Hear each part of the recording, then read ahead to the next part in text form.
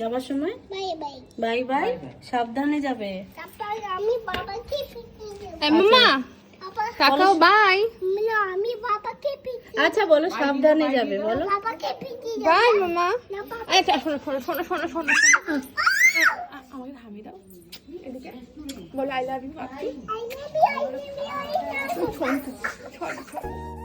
আজ আমি যাচ্ছি আমার সুখের ঠিকানায়, যেখানে আমার সব থেকে প্রিয় মানুষটা থাকে। বাই মা। তবে এইবার মন খারাপ করছিল আমার মাম্মামের জন্য, কারণ এই প্রথম ও বাড়িতে থাকছে আর আমি এত দূরে চলে আসব।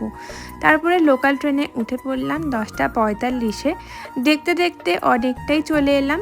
তবে প্রত্যেকবার যাওয়াটা আমাকে ভীষণ বেশি এক্সাইটেড করে রাখে, কারণ কতক্ষণে পৌঁছাবো। তারপরে চলে এলাম শিয়ালদা মেট্রো স্টেশনে, আর এখান থেকে আমরা যাব হাওড়াতে।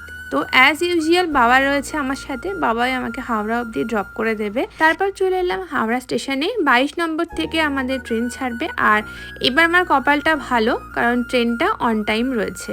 আর ট্রেনের টাইম ছিল 2:45। তো এখন আমরা যাচ্ছি আমার যেখানে কোচটা পড়বে সেখানে। তারপরে কিছুক্ষণ ওয়েট করার পরেই ট্রেন একদম অন টাইমে ঢুকিয়ে দিয়েছে, আর বাবা একদম সমস্ত কিছু আমার লাগেজ সিকিওর করে তারপরে এখন চলে যাচ্ছে। তো এই সময়টা প্রত্যেকবারই আমার খারাপ লাগে, বাবা যখন চলে যায়। আবার যেদিনকে ফিরবো সেদিনকে আবার বাবা আমাকে নিতে আসবে, তো ওটা আবার খুব ভালো লাগে। তো তারপরে মা করে দিয়েছিল এখানে ভাত ভাজা, তো সেটা আমি লাঞ্চে খেয়ে নেব। আর আমার আপার সিট ছিল, যেটা আমার খুব পছন্দের। তো খাওয়া দাওয়া কমপ্লিট হয়ে গেছে, ফ্রেশ হয়ে গেছি। এইবার দুপুরবেলা একটা লম্বা ঘুম দিয়ে দেবো, কারণ এক্সাইটমেন্টের চক্করে ঘুমই হয়নি রাত্রেবেলা। আর ঠিক ঘুমাতে যাব সেই সময় দেখি আমার ফোনের এই অবস্থা। যদিও একটা ফোন রয়েছে, তবে এই ফোনটা আমার সবথেকে বেশি কাজে। স্ক্রিনটা এভাবে পুরো খুলে গেছে। তো আমি ভীষণ ভয় পাচ্ছিলাম, কারণ 2 দিন আমাকে ট্রেনে থাকতে হবে। তার মধ্যে যদি ফোনটার কিছু হয় তাহলে খুব প্রবলেম হবে। তো তারপর আমি একটা গার্ডার দিয়ে আটকে রেখেছিলাম। আর এখন বেশ ঘুম থেকে উঠে গরম গরম চা খেয়ে নিয়েছি। আর আমি উপরে বসেছিলাম, আর এত এসিটা চিল ছিল যে সবাই চাদর গায়ে দিয়ে বসে পড়েছিল। আর এখানে আমি এখন রাতের ডিনার করব। এখানে ওটস, চিলা আর চিকেন কিমা রয়েছে। তো ওটা খেয়ে আমি রাত্রেবেলা দারুণ একটা ঘুম দিলাম। আর এটা হচ্ছে সকালবেলা ঘুম থেকে উঠে পড়েছি। তারপরে সেভাবে কিছু খাওয়া হয়নি। আর এটা হচ্ছে লাঞ্চ। আমি দ্য 50 দেখতে দেখতে এখানে অর্ডার করেছিলাম ভেজ ফ্রাইড রাইস, সেটা ছিল এটা সাম্বার মতো। তো ওটা মোটামুটি ছিল। তারপরে অ্যাজ ইউজুয়াল আবার একটা ঘুমিয়ে নিলাম দুপুরবেলা। আর বিকালবেলা নিচে বসে 1 কাপ চা খেয়ে নিলাম। তবে বিকালবেলায় ওই দিনকে আমার 3 কাপ চা খাওয়া হয়ে গেছিলো, যেটা আমি সচরাচর খাই না। তবে সেদিনকে খুব ঠান্ডা লাগছিল, আর এত এসিটা চিল ছিল যার জন্য আমাকে বারবার করে চা খেতে হচ্ছিল। এখন বাজে প্রায় 7টা মতো, কিন্তু এখনও সন্ধে নামেনি। সাউথে সন্ধে হতে অনেকটাই লেট হয়, তবে আকাশটা কিন্তু দুর্দান্ত লাগছিল। যত টাইমটা এগোচ্ছে নামার দিকে, তত যেন মনে হচ্ছে কখন আমি নামবো, আর আমার তর্স হয়েছিল না। এখন বাজে 9:20।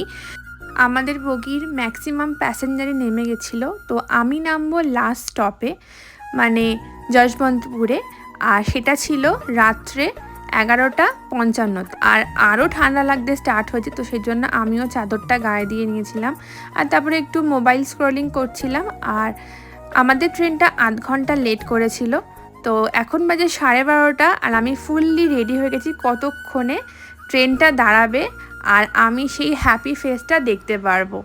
তো অ্যাট লাস্ট সেই টাইমটা চলে এসেছে। আমি পুরো লাগেজ বের করে রেডি হয়ে গেছি, আর সেই হ্যাপি ফেসটা দেখার জন্য আমি 2 দিন ওয়েট করেছিলাম।